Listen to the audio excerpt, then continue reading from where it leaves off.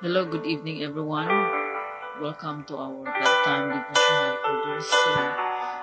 Today is Saturday, November 16, 2024. Huwag na natin sa day 295 sa ito ang devotional. So, ating topic karon is a memory verse.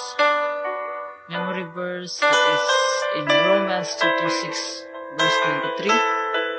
Nag-ingon, for the wages of sin is death, but the gift of God is eternal life in Christ Jesus our Lord.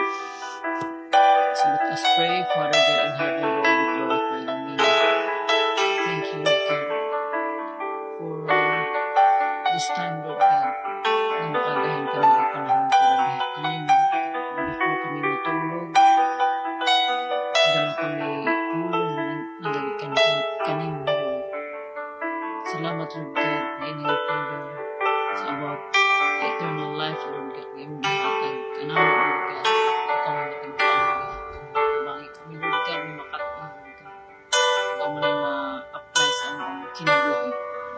Lord, ang masali kami ng panahon, wali ako, Lord God, ikaw sa pagsagot sa pagtapos na ikaw ang Ginoo, Lord God, na makikistorya, Lord God, dahil sa mga pulong, sa mga maminaw, Lord God, sa mga mensahe.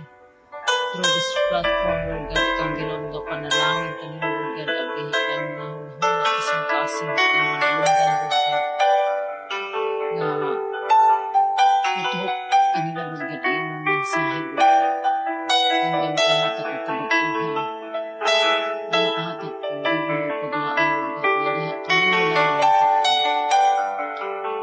Lord God, we are nothing without you, Lord God. Ang tanang, Lord God, hindi sa akin, Lord God, galing ang panahon para sa iyong kamay. Palagan ka, Lord, sa katapusan sa pangalan ni Jesus. Amen. So, again, may gabi So, Romans chapter 6, verse 23, for the wages of sin is death, but the gift of God is eternal life in Christ Jesus our Lord. So, God's promise of eternal life. So, let's talk about the God's promise of eternal life. So, kaning Romans chapter 6, verse 23. So, mga siya ang hindi ginabalik-balik na ng verse. For the wages of sin is death. So, wages of sin, mo na siya ang kabayaran sa ating mga sala. So, kaning sala, mo na siya babag. Mo na siya nakahatag og separation. Kaning death is spiritual death ni ang pasabot ni ini. Tungod kay kung kita nakasala, kita nagrebel diha sa Ginoo. Kung kini ato ang sala, mo na siya mag-lead to spiritual death. So kaning spiritual death is the separation from God. So kung kita nakasala, kaning separated ta sa Ginoo. So mo ni ang tao gayud is walay usa mandili wala nakasala. So we all fall short of the glory of God. So kitang tanan nakasala, so we are separated from God. So kay kita separated from God man ta, so wala ta hangita diha sa Ginoo.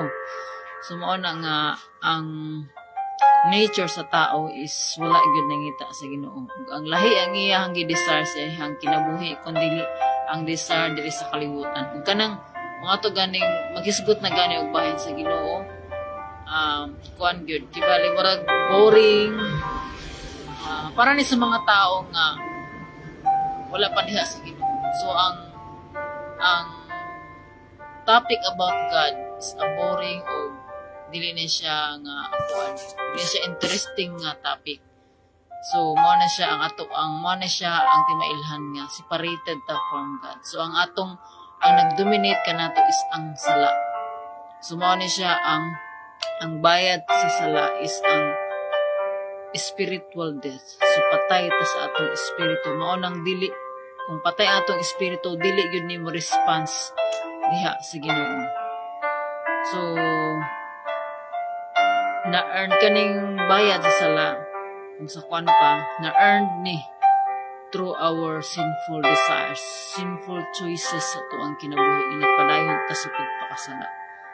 But, ingon ka, but, so dili kanang period, but, tungod sa dakong gugma sa Ginoo kanato, the gift of God is eternal life. Asa ni makitaan? Through Jesus Christ, our Lord. So, nung sa John 3:16, for God so loved the world that He gave His only Son, that whoever believes in Him will not perish. So, kaning perish, mamatay man atong physical nga body, but have eternal life. So, the promise of God is eternal life. So, eternity with God. So, ang atong kinabuhi, karon, we are just temporary. So, we must remember. So, we must know, we must realize that life, ang kinabuhi is bubo lamang. So, makarealize ta kung unsa ka vulnerable ang atong kinabuhi. Kung naata sa hospital, naata sa sementeryo, ug naata sa mga sa tingapan kadalanan nga kanabitang gabi ang mga accidents happen. So mo ni nga diri na to makitan kung unsa ang kinabuhi sa tao. Ang tao is vulnerable, so dali ra gyud nga mawala ato ang kinabuhi kung dili lang kita mag-amping, dili nato ni tagaan og value. So mo kini nga ang ato ang mga kasalanan. So kung balik ta nga dili nato ni mahimo. Yes, kaning pagpaminaw sa pulong sa Ginoo, it's all by the grace of God. Kaya dili ta makapaminaw sa pulong sa Ginoo kung walay nag-istorya ni ini, walay nagpagamit diha sa Ginoo. So bulahan tong mga tao, mga tiil nga ning tuman sa kasuguan sa Ginoo. So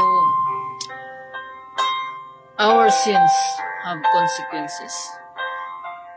The consequences is death in spirit. So kanang dili ta wala tay desire diha sa Ginoo. So ang atong desire is kanang control by the world. Ang ato ang ginagukod kanunay nato ang mga butang diri sa kalibutan. Dili ta mo wa ta mo tuo sa Ginoo, wa ta mo magpahimuot sa Ginoo kundi ang atong pagalingon lamang. So what's in the world? Ang naa sa kalibutan is the lust of the eyes, the lust of the flesh, and the pride of life. So kinay nga mga butang, dili ni iya sa Ginoo, kundi dili ni iya sa kalibutan. Tungod kay kung naataw ni ini, dili gyud makasulod ang Ginoo sa ato ang kinabuhi. God cannot change us. Why do we need to change? Because ang atong kinabuhi sa wala pa ta sa Ginoo, naa sa pagpakasala ug ang bayad ni ini is kamatayon. So mao kini nga, but because God is so loving, dili gusto sa Ginoo nga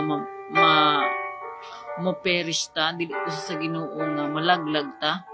Mao na nga gi-offer niya as a free gift. So libre kini nga kaluwasan ang gibuhat ni Jesus sa cross. So unsa gibuhat ni Jesus sa cross? Wala siya sala, pero iyang giako ang atong mga sala. Ang atong sala nga dili ta deserving of the grace of God. Tungod kita may nakasala. So kita ang dapat nga gilansang sa cross. Kay kita may nakasala. So kita ang dapat mobayad sa atong mga sala, mo ni ang kamatayon. But because of the love of God, iyang giako tanan nga atong mga kasalanan. So God offers eternal life as a gift. So libre kini, dili ni wala tay himuon ani. So kung libre ni siya, unsa may atong buhaton? Kung naay maghatag nga libre, unsa may imong buhaton? So dapat imo siyang dawaton. So mao kini ang gusto sa Ginoo sa gihatag na daan sa Ginoo kanato kaluwasan. Wala mang is ato ning dawaton og ato ang mutuot ta diha sa Ginoo.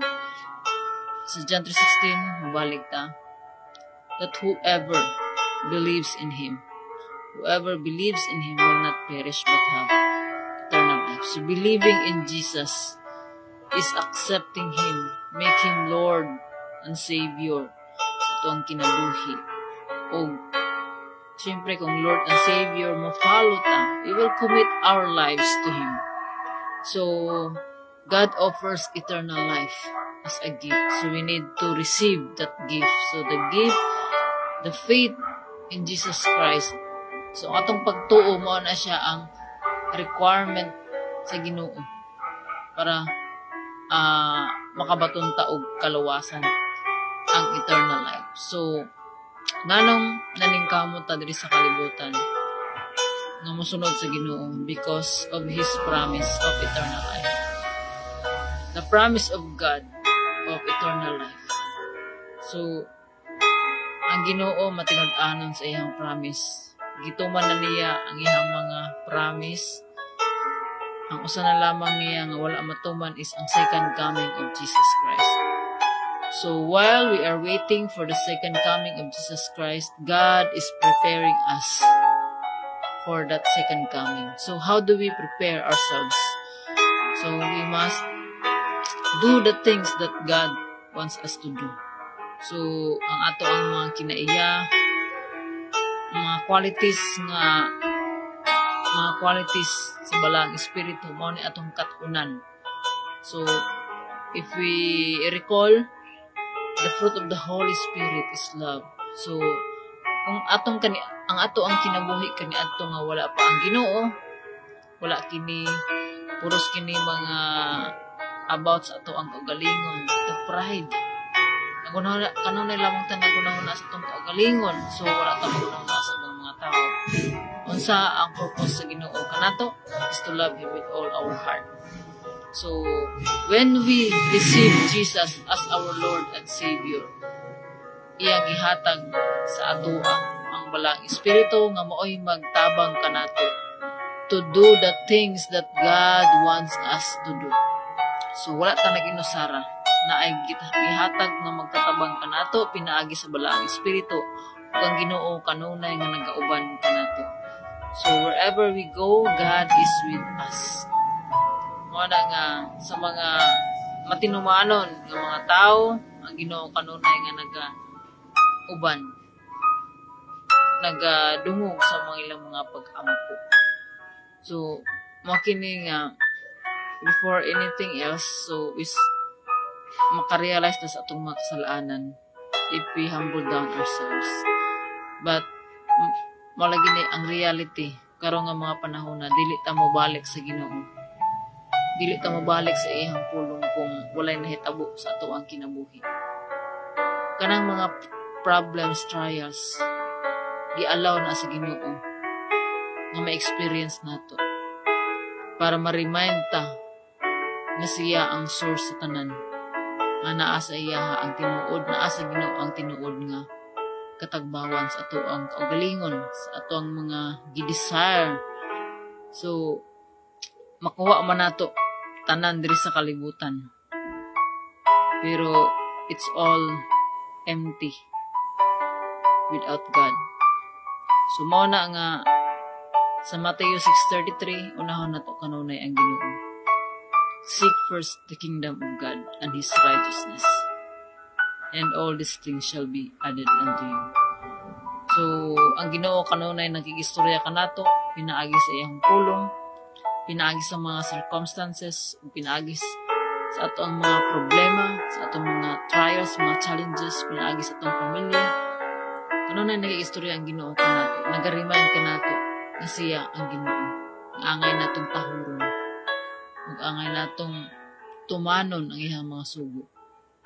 Dili ko sa Ginoo nga malaglag ta, mao nang kanunay nga nag-remind ang Ginoo kanato. So mao ni nga should humble down ourselves. So ang Ginoo nagtudlo kanato karong gabhiuna kung unsa ang bayad sa tuong sala ug ang the gift of eternal life.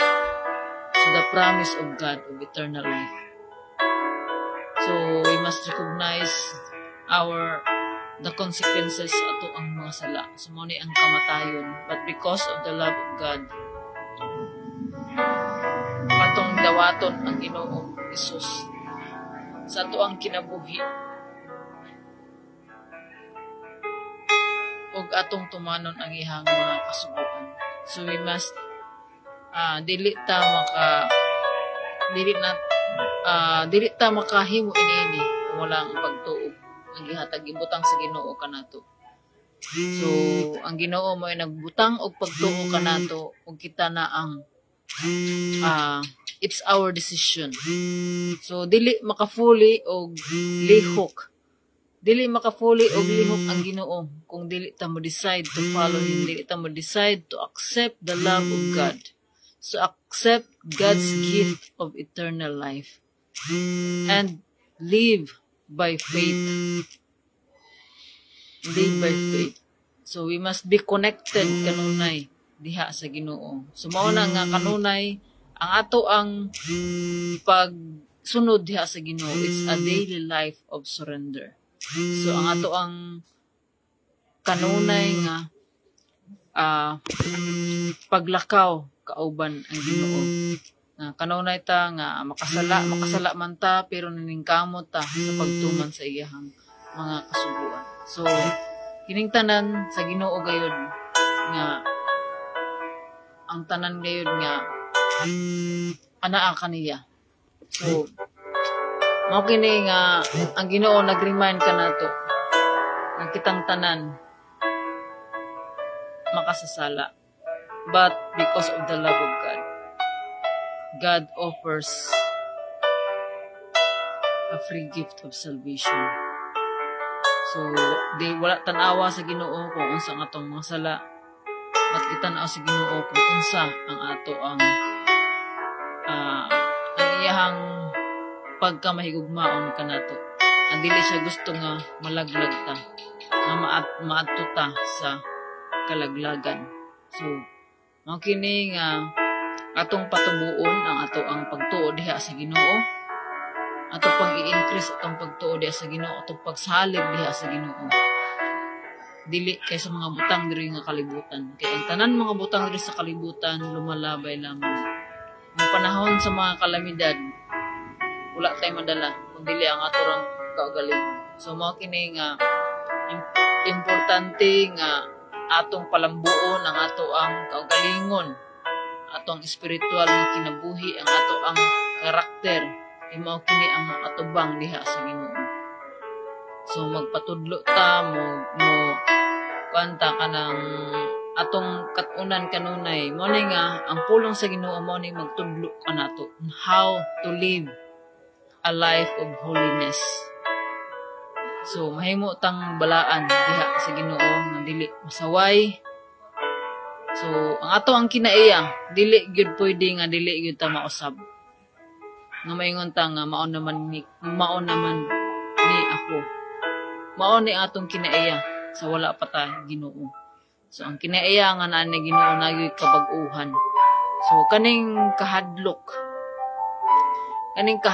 usa ni sa mga strategy sa kaaway sa devil nga para dili ta mo ila diha sa Ginoo.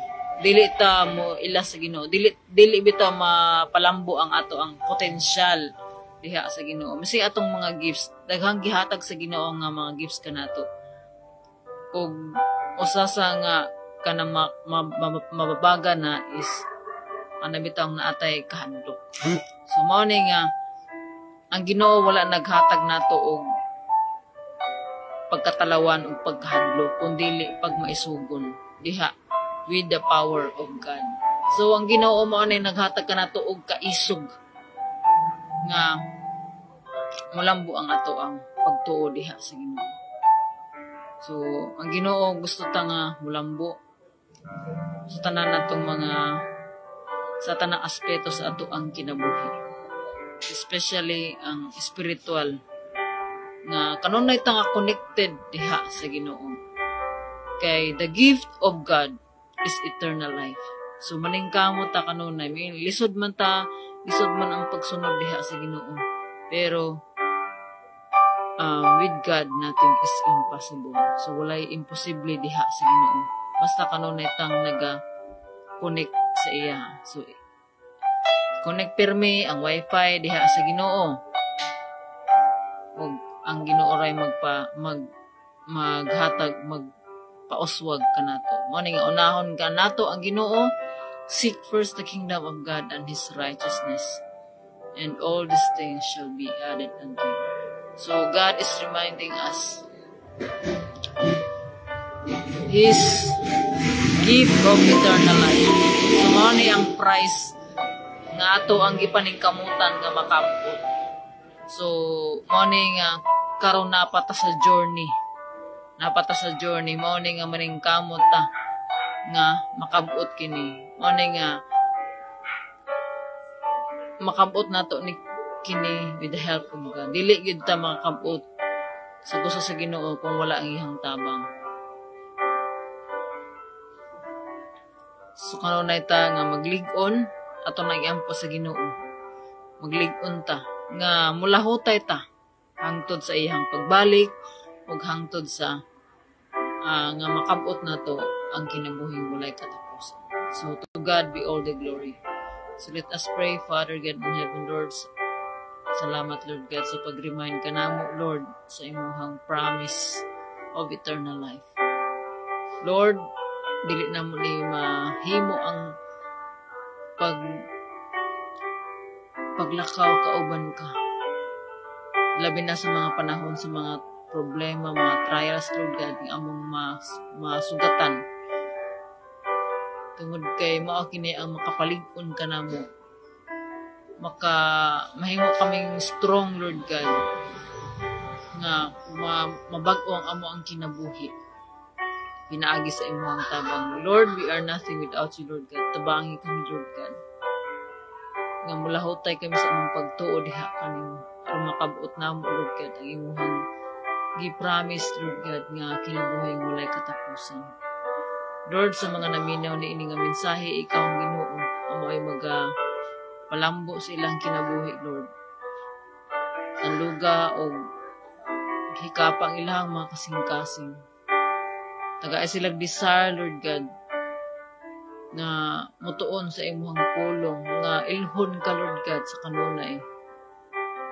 To know you more, Lord God, pinaagi sa imong pulong sa pagbasa o pagtuon ni ini, Lord, aron magmaaswagon. Wala kayo mahimula ikaw, Lord God. Salamat, Lord, sa iyong pag-uban ka namin. Ikaw sa pagsugod hangtod sa pagtapos. Kining tanan, Lord God, para sa imong kahimayaan. Salamat sa imong grasya, Lord God, ug gugma. Walay katapusan. Lord, ang tanang dungog himaya ang mga pagdaig kanimo lamang. Na ikaw, Lord God, ang tanan alang tanang ni tanan, Lord, ang gipasalamatan ug giampo sa pangalan ni Jesus. Amen. Amen. So, may gabi. Good night. See you tomorrow. Simba ta ugma kay Domingo. So, let's celebrate God's goodness. So, bye-bye.